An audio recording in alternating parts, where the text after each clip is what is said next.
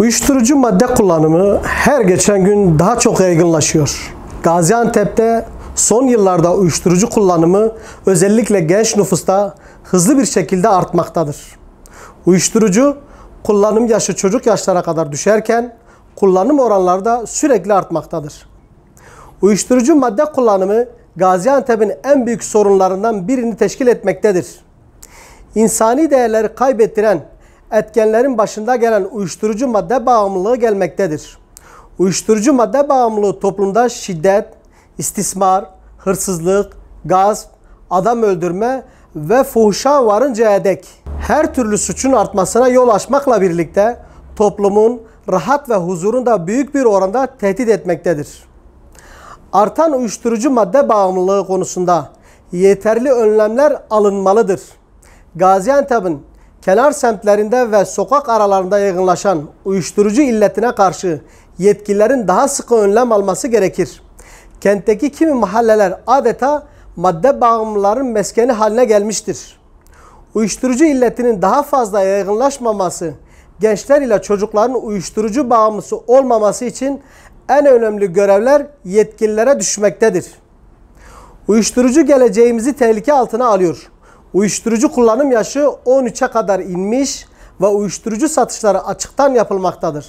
Ve torbacı olarak adlandırılan satıcılar artık gündüz ortası insanların gözünün içine bakarak satış yapıyor. Gaziantep'in kenar mahallelerinde uyuşturucu madde kullanımı ve satışı özendirilmektedir. Yeterli önlemlerin alınmamasından dolayı aileler ve vatandaşlar endişelenmektedir. Gaziantep'in uyuşturucu kullanımında 3. sırada olması çok üzücüdür. Uyuşturucu madde kullanımı maalesef Gaziantep genelinde gittikçe artıyor. Gaziantep'in özellikle kenar mahallelerinde gündüz bile sokak ortasında uyuşturucu satışı alenen yapılıyor. Bazı mahallelerde geceleri vatandaşlarımız neredeyse sokağa bile çıkmaya korkuyor. Gençlerimizin ve çocuklarımızın göz önünde uyuşturucu satışı yapılması veya kullanılması vatandaşlarımızı tedirgin ediyor. Çünkü park, sokak ve mahallelerde kolay bir şekilde satılan uyuşturucu maddenin gençleri alıştırmak için önce bedava, daha sonra ise parayla satıldığı herkes tarafından bilinmektedir. Gaziantep'in kenar ve ağırlıklı olarak dal gerililerin ikamet ettiği mahallelerde uyuşturucu kullanımı ve satışı özendiriliyor. Uyuşturucuya kolay ulaşması, uyuşturucu kullanımı ve satışının özendirilmesi, uyuşturucu kullanımını daha da yaygınlaştırıyor. Mahallelere uyuşturucu maddelerin çok kolay getirilmesi aileleri daha da tedirgin ediyor. Uyuşturucu satışının ve kullanımın yoğun olduğu mahallelerde tedbirler daha sıkı alınmalıdır. Bazı mahallelerde uyuşturucu kullanan gençler mahallenin bir köşesinde bayılıyor. Önlem alınmazsa bu durum daha da kötüleşiyor. Çünkü birçok mahallemizde huzur diye bir şey kalmadı. Herkes yarın kendi çocuğunun da bu illete düşmesinden korkuyor. Her geçen seneye göre uyuşturucu kullanımı ve satışı artıyor. Gençler bu illete bulaştığında en başından eğer müdahale edilmezse geri dönüşü maalesef çok zor oluyor. Gençlerin hayatı bir kararıyor. Gençlerimizin ve çocuklarımızın uyuşturucu bağımlısı olması bizleri üzüyor.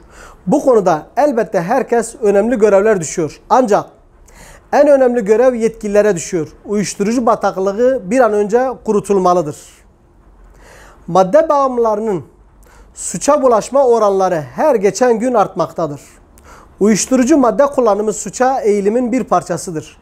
Türkiye'de yapılan çalışmalarda yatarak tedavi gören 1679 madde kullanıcısının %59.7'sinin en az bir kez cezaevine girdiği, madde bağımlıları arasında suç işleme oranı %77 olarak bilinmektedir.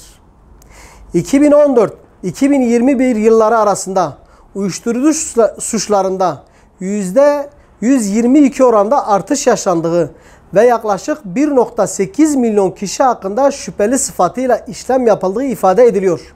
Son zamanlarda sentetik uyuşturucu gibi maddelerin kolay ulaşabilirliği ve ucuz olması, uyuşturucu satıcılarına verilen cezaların yetersiz ve caydırıcı olmaması, toplumun kendi maddi ve manevi değerlerden uzaklaşması gibi faktörlerde de öne çıkıyor.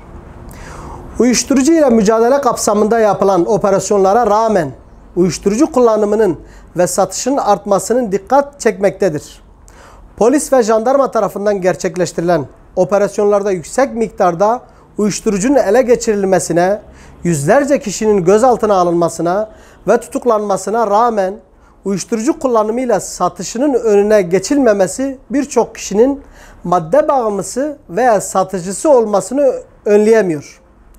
Gaziantep'te 2021'de uyuşturucu satıcılarına yönelik gerçekleştirilen operasyonlarda yüklü miktarda uyuşturucunun ele geçirilmesi de kentteki uyuşturucu kullanımının yaygınlaştığını gösteriyor. Ayrıca operasyonlarda ele geçirilen uyuşturucu madde miktarlarında bir önceki yıla göre artış yaşandığının belirtilmesi ise tehlikenin boyutunu gözler önüne seriyor. Uyuşturucu gelecek nesilleri tehlike altına almaktadır. Gaziantep'te birçok gencin uyuşturucu illetine bulaşması ve bağımlı olması üzüntüye neden oluyor. Maalesef Gaziantep'te her hafta yüzlerce kişi uyuşturucu ve uyarıcı madde ticareti yapmak suçundan gözaltına alınıyor ve tutuklanıyor. Gaziantep'te uyuşturucu tacirlerinin adeta cirit attığı bir şehir olması üzüntüyle birlikte bir silkinişe neden olması gerekiyor.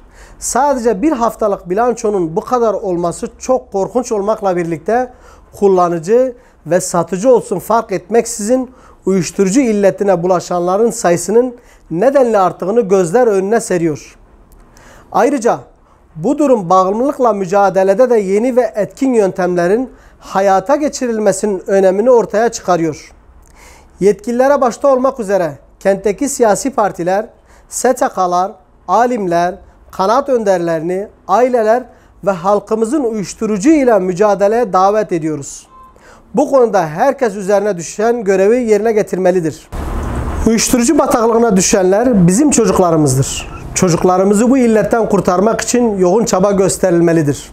Bu konuda kime görev düşüyorsa görevini hakkıyla yerine getirilmelidir. Manevi kalkınmaya daha çok önem verilmesi lazım. Çünkü manevi kalkınma olmadıkça gençlerimiz ve çocuklarımız bu bataklığa daha çok düşecektir. Önce ahlak ve maneviyatımızı geliştirecek adımları atmalıyız.